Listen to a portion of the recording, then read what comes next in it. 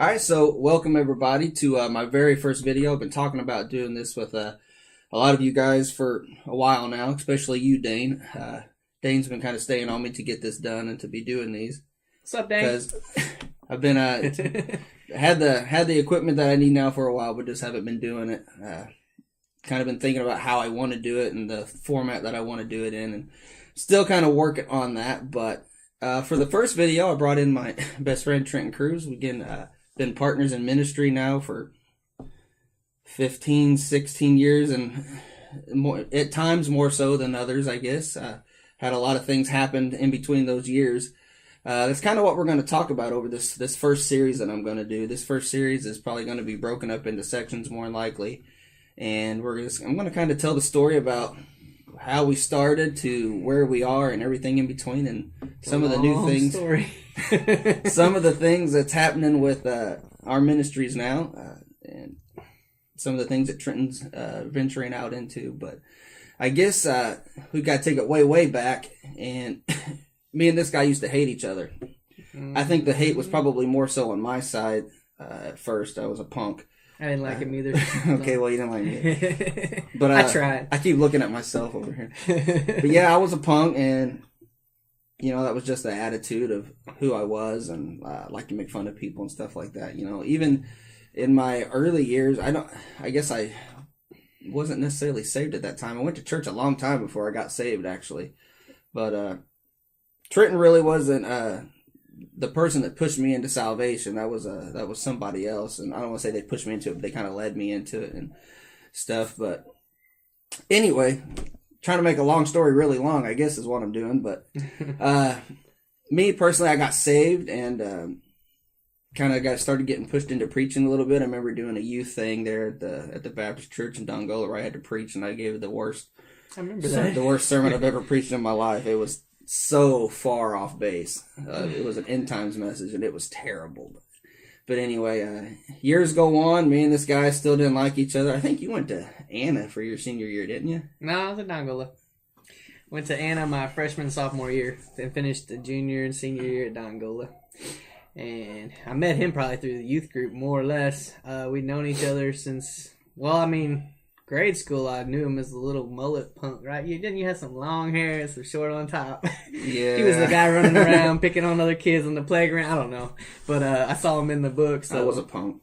But anyway, then I saw him years later. We was at some youth event or something, and I was like, wow, Brett grew up. Look at that. So yeah, we started going to the same church there. I think your mom was a youth leader. And I think at that point we wasn't so much, we didn't really hate each other. We just didn't really talk, I guess. Didn't really hang out or anything. But I do remember one time we had a lock-in at the church, and I got asked to give a message. And everybody was like rambunctious and not paying attention to the message. And Trenton actually spoke up and got everybody to shut up so that we could have the short message. I don't know if you remember that or not, but we were all sitting in the floor lined up along the wall. And you actually spoke up and said, hey, he's trying to give a message. And got everybody to shut up. But so yeah, I did that, just like he said. But I remember it very vividly because, I don't know, it spoke something to me at the time, so. But anyway. I might vividly remember that faintly now that you talk about it. You started doing something called Youth Alive for Christ. Talk about that for just a second and kind of talk about how, I remember you asking me to come in on that for, I think, one of them and share a testimony. But talk about that for just a second. Well, I guess you go back to the beginning, 1993, December, I believe it was 30th or 31st, is at a youth encounter in Springfield, Illinois. I got saved for the first time. I had a couple years previously, at least went through the motions. Me and my cousin actually did it at the same time. You're shaking the camera. Sorry. Trying let me not touch the table. But, got saved at that point, went on living life, got involved and became a teenager, basically. Kind of was still in church, but wasn't really necessarily living the life outside of church. 2000 rolls around. I'm in my freshman year at Shawnee Community College in Olin, Illinois. God speaks to me in a classroom. I won't go into details on that, but basically calls me to ministry, calls me to preach, because I had really no direction in life. I was going to be my thoughts was I'll just go to college for a couple years here, end up in SIU or somewhere, just go for being a DJ because I'll just be on the radio. That's something I wanted to do, and God called me to ministry, so plans changed. But basically, once I got that call for ministry, that's when the excitement kind of reignited, I guess, in my spirit that got me wanting to get more involved, try to do more. God had called me to preach. I was not the type that was necessarily comfortable speaking in front of others, but it's almost like as soon as God called me to preach that I guess a spiritual gift was there that allowed me to be able to do so. So I was like, well, I'm not going to be the guy that just sits around and does nothing. I'm going to actually get out there and try to do some stuff. So I remember at that time I was in Olmsted, got a few people together, ended up rallying some people at the church. We got about 16 people that were like staff volunteers from our church. And I booked our first youth rally. It would have been probably fall of maybe... It was right before I talked to you. I think it might have been the year before I actually talked to you to come on board. And but we had a pretty good turnout. We did it in Olmsted at the park. In Olmsted, I'm talking Olmsted, Illinois. And it was at the park. We had a pretty good turnout. I remember some of the guys, Nick Toller and a bunch of them was there as well. But, you know, they weren't necessarily saved at that time. So they was kind of running around. I'm just like, well, God used me. So we ended up getting a band 7 days. And, you know, the more people enjoyed it, the more I realized, well, we need to do it more often. So I ended up, it was probably shortly after that, I started just booking different cities. I'm like, I would find out information I needed on the park that was locally there that we could set up and do a rally. You know, we weren't necessarily seeing hundreds of people come, but we got people that would turn out.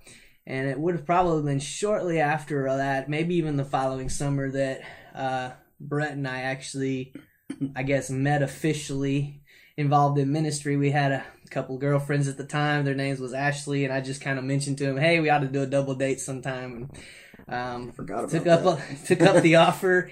We went on a double date, but really that was more of the start of us beginning to build a friendship, and I believe it was part of God's plan just to get us in that particular moment. So, you know, later we lost the girlfriends. We got involved. Somehow, I don't even remember when I got you involved, but I asked him to come speak. So basically, we would have a few different bands come out. We would have Brett would speak, I would speak. I'm like, because I recognized he had a call of God on his life. I didn't know, exactly what it was at that time, but I'm like, hey, he preached at the church, so let's let him preach. So he came on board. We started doing all kinds of stuff. We started hanging out a lot more, and I mean, more people got on board. It was just kind of the igniting fire, I guess you'd say, of a long-term friendship and of a ministry that's kind of, well, I'll let you talk about the Paul and Barnabas analysis, but people was calling us Paul and Barnabas, and, we did kind of do that, but I'll let him talk about that. So that's kind of where it kicked off. For me, I look back and I think about, whenever you ask me to do that, I don't remember exactly if I said, yeah, sure, if I thought about it or if I hesitated. I don't remember. I mean, that all's really foggy to me. I just made him do it. Probably. No, I don't know. But no, seemed like you were just willing. You didn't know, if that was your calling or not, but you were just willing to get involved. Yeah, so I was one of those that ran. I ran from stuff. Like, I ran from a calling, or I ran from ministry, and I ran from God and stuff like that. Like, I was saved, but I was really kind of leery of a lot of things, I guess, as far as wanting to jump in. And I remember mainly what I did at a lot of the rallies was I did a lot of the intro stuff, it seemed like sometimes. And I told my testimony quite a bit of, from who I was and the things I was involved in at the time. And, looking back, it's just, it just seems like forever ago now. Lots happened since when we were kids, but it's probably good that we're doing the video series to kind of make us remember some things. Yeah, so. That's one of the reasons I wanted to do this first series, is to really talk about some of the things, from where we've come from to where we are, and the ups and the downs. Well, sure, there have been a lot of ups and downs, even in the friendship and in the ministry and different things. But, those rallies for me, the Youth of Life for Christ, they woke something up in me, I guess, and that you could see God's plan. Looking back now to then, you could see God's plan, as in how we started doing the rallies, to how we met our wives. We married twins. So yep. And you can just see God's hand in how He took two people that were at one point enemies and turn them into friends and turn them into, pastors now. And Proverbs 16:15 talks about the enemies becoming your friends. It was crazy because it kind of described our friendship. I don't remember the verse offhand, but just the amount of things that have happened, since then. But there's so much neat stuff in there, which we're not going to be able to get all to today, because I kind of want to take this in a direction to where we can kind of get everything in there, so that me and him can remember, but also so that we could put the story out there for people as an encouragement thing too. And this isn't about us. It's our story, I guess, but it's encouragement to young ministers, because Trenton's getting ready to launch out into something, which at the end I'll give him a moment to talk about that. But hopefully as an encouragement to young ministers to be willing to minister with each other, I guess, and to not be scared of doing that, and to build with each other, and I think we fed a lot off of each other's energy. I mean, because when nobody else is getting involved or getting hype about it, I mean, me and Brett, it was up to us. We fed off of each other. I mean, we even did it when, I know we're not getting there today, but when we started Faux Christ, we fed off of each other's energy, and that's what kept those things. That's why I think it turned out so good. Even too, doing the rallies, I mean, there was times, telling on ourselves, but there was times when 2 or 3 would show up, and we'd get extremely discouraged, but there'd also be those times where one person would come to know Christ out of 5 people that showed up. And just you remember that young girl, I can't remember her name. I think her dad's name was Gary. I can't remember. But she ended up, off of one of our albums we did, which we'll get to that later too. But we're jumping to it. She ended up accepting Christ through that. So, it was those types of things that encouraged us. And I want to share those stories so that people can get that encouragement. And we're going to try to cut this off here in just about 3.5 minutes, I guess. But actually what I'm going to do is we're going to stop there for the day with where we kind of led into the Youth Alive for Christ, and kind of how Trenton had introduced me at that time to bringing me into the ministry. And I want to give Trenton a couple of minutes to talk about where he's at now, and we'll continue the story next time. But I want to let Trenton introduce what he's got going on right now.